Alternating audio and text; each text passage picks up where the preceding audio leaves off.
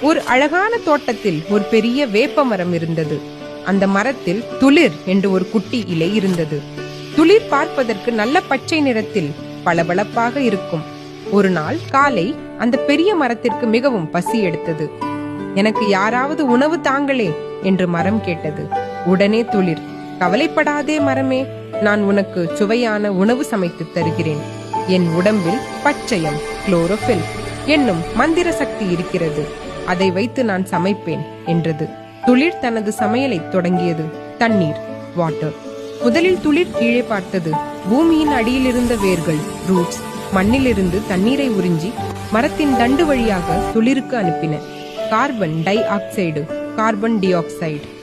அடுத்து துளிர் தனக்கு தேவையான காற்றை அழைக்க காற்றிலிருந்த கார்பன் டை ஆக்சைடு துளிரின் உடலில் உள்ள சிறிய துளைகள் வழியாக உள்ளே நுழைந்தது. சூரிய ஒளி, சன்லைட். இப்போது அடுப்பு பற்ற வைக்க வேண்டுமே. அப்போது வானத்தில் சூரியன், சன் உதித்தது. சூரியன் தனது வெப்பமான கதிர்களை வீச துளிர் தனது பட்சயம் மூலம் அந்த சூரிய ஒளியை பிடித்துக் கொண்டது. சமையல் முடிந்தது.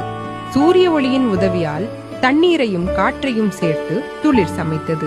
சிறிது நேரத்தில் குளுக்கோஸ் என்ற இனிப்பான உணவு தயாரானது. இந்த சமையல் நடக்கும் போது துளிரின் உடலில் இருந்து ஒரு நல்ல காற்று வெளியே வந்தது. அதுதான் ஆக்சிஜன். அந்த தோட்டத்தில் விளையாடிக் கொண்டிருந்த குழந்தைகள் அந்த சுத்தமான காற்றை சுவாசித்து மகிழ்ந்தார்கள். துளிர் சமைத்த உணவை சாப்பிட்டு மரம் தெம்பானது. உலகம் சுவாசிக்க துளிர் நல்ல காற்றையும் கொடுத்தது.